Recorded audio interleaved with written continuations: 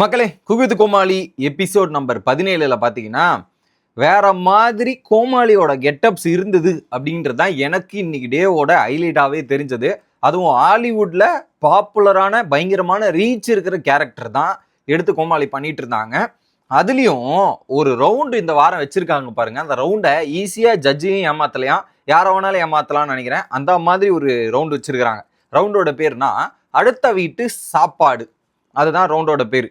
அது ஏன் ஏமாத்தலாம் அப்படின்றதுல தெளிவாக பார்ப்போம். யார் இன்னைக்கு அட்வான்டேஜ் வின் பண்ணாங்க, என்ன மாதிரி அட்வான்டேஜ், இது எல்லாத்தையும் டீட்டெயிலாக பார்க்கறதுக்கு முன்னாடி சேனலுக்கு புதுசாக இருந்தீங்கன்னா சப்ஸ்கிரைப் பண்ணிடுங்க. வீடியோவுக்கு லைக்கும் ஐப்பும் கண்டிப்பாக முக்கியம். நிறைய பேர் ஃபாலோ பண்ணாமல் பார்க்குறோம், எல்லாருமே ஃபாலோ பண்ணிட்டு வீடியோ பாருங்கள். இப்போ கண்டென்ட்டுக்குள்ளே போயிடலாம்.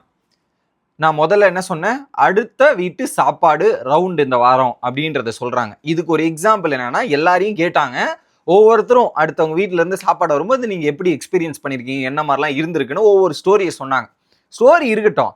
இப்போ இந்த வாரத்தோட ரவுண்ட் இந்த டைட்டில்னா, அப்போ அடுத்தவங்க வீட்டில் செஞ்சு சாப்பாடு உங்க வீட்டில் கொடுத்துருக்காங்க. அதை பேஸ் பண்ணி உங்களுக்கு பிடிச்ச, அவங்க கொடுத்ததும் உங்களுக்கு பிடிச்ச விஷயத்த வந்து பண்ணி காட்டணும் அப்படின்றது தான் டாஸ்க்.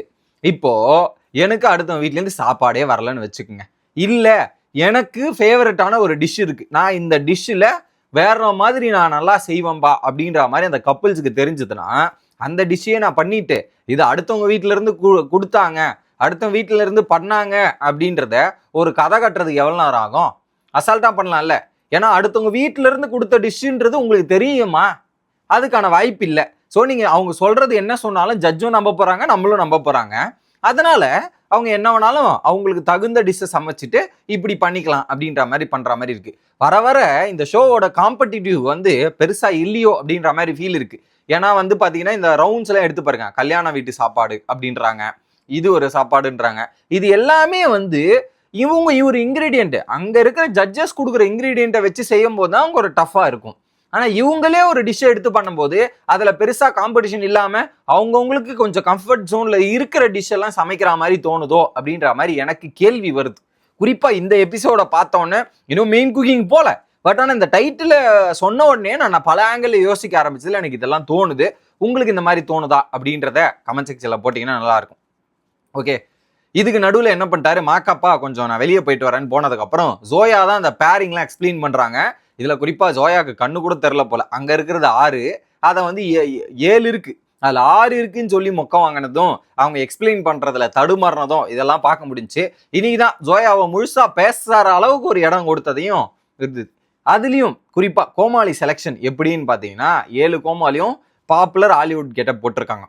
வெளியே வந்து பார்த்தீங்கன்னா ஒரு போர்டு இருக்கு, ஒரு போர்டில் வந்து 7 ரேக் மாதிரி வச்சிருக்காங்க. இந்த ரேக்குக்கு முன்னாடி வந்து பார்த்தீங்கன்னா பேப்பர் ஒட்டி வச்சிருக்காங்க.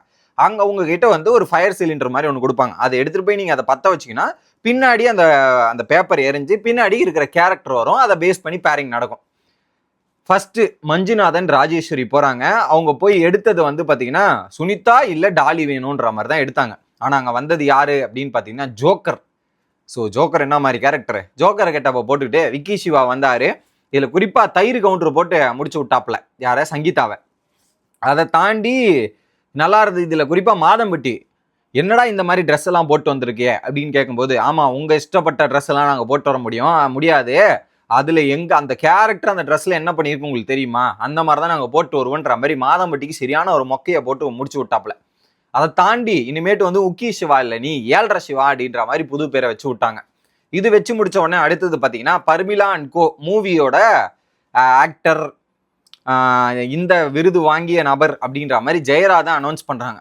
கூடவே பார்த்தீங்கன்னா அந்த படத்தில் பொண்ணா நடிக்கிற அனந்திகா, அவங்க 2 பேரும் வந்து பல விஷயங்களை அந்த மூவியை பற்றி ஷேர் பண்ணிக்கிட்டு அங்கேயும் பார்ட்டிசிபேட் பண்ண ஆரம்பிச்சிட்டாங்க. 2வது அரவிந்தன் சங்கீதா போகிறாங்க. ராமர் மட்டும் வரக்கூடாது, ராமர் மட்டும் வேண்டான்னு சொல்லிட்டு பேர் பண்ண போகிறாங்க. அங்கே சுனிதா வராங்க. அதுவும் வந்து ஒரு இந்த படங்க, இது சைனீஸ் படம்னு சொல்லலாம். அதில் ஒரு லேடி கேரக்டர் பயங்கரமாக இருக்கும். அந்த இதில் அந்த கேரக்டரை போட்டு வந்து சுனிதா வந்து லோக்கலாக டைலாக்லாம் பேசினாங்க. பட் பரவாயில்ல, நல்ல முயற்சி. சுனிதாவுக்கு வேர்ட்ஸ் வராது, அதை மீறி ட்ரை பண்ணாங்கன்றத வேணா நம்ம சொல்லலாம். 3வதா சாந்தா அண்ட் மகேந்திர போகிறாங்க. ராமர் வேண்டாம் அப்படின்னு முடிவு எடுத்துட்டு போய் எடுக்கிறாங்க. அன்சர் பச்சை மனிதனாக வராரு. குறிப்பாக அன்சரோட பர்ஃபார்மன்ஸு வேற போரி, அடிப்பொலி. ஏன்னா அன்சர் நாளுக்கு நாள் அவருடைய பர்ஃபார்மன்ஸை இன்க்ரீஸ் பண்ணிக்கிட்டே போறாரு. குறிப்பா அந்த கேரக்டர் எப்படி பண்ணுவோம், நான் அந்த கேரக்டர் நான் பார்த்தது இல்லை. ஹாலிவுட்ல இப்படி நான் இது பண்ணிருந்தே தவிர்த்து அந்த படம்லாம் பார்த்தது கிடையாது. பட் அந்த கேரக்டரை பார்க்கும்போது அவர் எக்ஸ்பிரஸ் பண்ற விதம், அதை அப்படியே பேசுற இதெல்லாம் பார்க்கும்போது நல்லாவே இருந்தது. அப்புறம் தான் அந்த கேரக்டர் இப்படிலாம் பண்ணுமான்னு நம்மள யோசிக்க வைக்குது. அந்த அளவுக்கு சூப்பரா பண்ணி ரசிக்கும்படியாக பண்ணது யாருன்னா அன்சர்.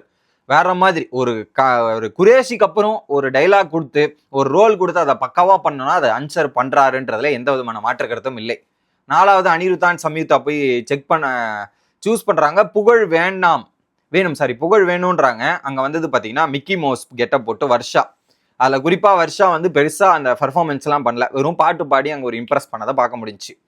இதுக்கு நடுவுல ஜெயராஜ் வந்து ஊர்வசி மேமுக்குள்ள நடந்த அனுபவத்தையும் இதை வந்து எக்ஸ்பிளைன் பண்ணிருந்தார். அடுத்து சித்து அண்ட் ஸ்ரேயா போறாங்க.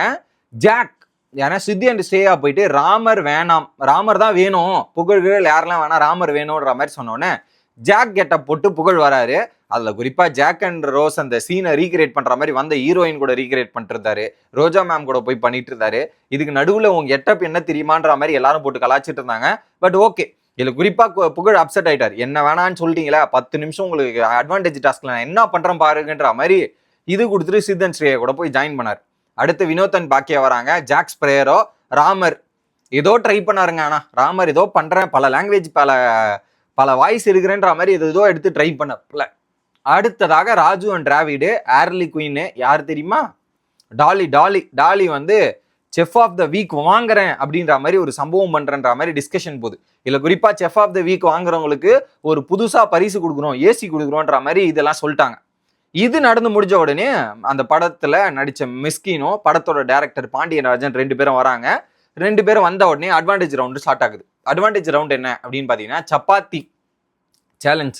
என்னடா சப்பாத்தி சேலஞ்சுன்னு பார்த்தா ஒன்றும் இல்லை. ஃபர்ஸ்ட் வந்து ஒரு இதுவை வச்சு லெட்டர் இது பண்ணோன்னுவாங்க, அந்த இது மாதிரி ஒரு ஸ்குவீஸ் பண்ற மாதிரி அந்த ஜாங்கிரி இதெல்லாம் வச்சு லெட்டர் பண்ணோன்னுவாங்க. இப்போ என்ன பண்ணாங்க, சப்பாத்தி மாவை வச்சு லெட்டர் உருவாக்கி 3 லெட்டரா நீங்க தமிழ் வார்த்தைகள் பண்ணணும். இது எத்தனை சீசனா நம்மளும் பாக்குறது. வேற ஏதாவது புதிய கான்செப்ட் ட்ரை பண்ணுங்களான்னா அரைச்சமாவே அரைப்போன்ற மாதிரி அட்வான்டேஜ் இது எடுத்துட்டு வந்தாங்க. இதுல குறிப்பா வந்து பாத்தீங்கன்னா அனிருத்தெல்லாம் ரொம்ப அப்செட் ஆயிட்டார் அட்வான்டேஜ்ல. வர்ஷாக்கும் தமிழ் தெரியல, இவருக்கும் தமிழ் தெரியல. 2 பேரும் சேர்ந்து இந்த 3 வார்த்தை தமிழ் லெட்டர் எழுதணுமா, எப்படி எழுதுவாங்க, அந்த அளவுக்கு ஒரு ஃபன்னா போயிருந்தது அவங்க 2 பேரு. இன்னொரு பக்கம் வந்து பாத்தீங்கன்னா அடுப்பை ஆன் பண்ணாமையே ஒரு பக்கம் லெட்டரை வரைஞ்சிட்டு இருக்க சங்கீதாவை பார்க்க முடிச்சு. என்னடா இது அப்படின்ற மாதிரி தான் இருந்தது. ஸோ இதுல பல மணி நேரம், இது ரொம்ப நேரம் போச்சு. நியர்லி வந்து ஒரு 30 to 35 மினிட்ஸ் இது மட்டுமே நடந்துட்டு இருந்தது.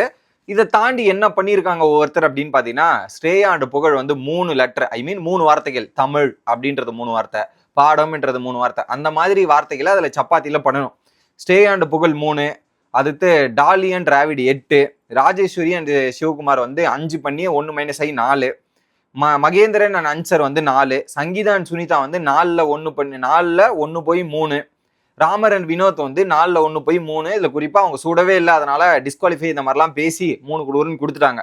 எண்ட் ஆஃப் த டேல பாத்தீங்கன்னா அட்வான்டேஜ் அரக்கி ஆன டாலி அவர்கள் அட்வான்டேஜ் டாஸ்கை வாங்கி ஜெயிச்சு டிராவிட் மற்றும் ராஜி கொடுத்துருக்குறாங்க.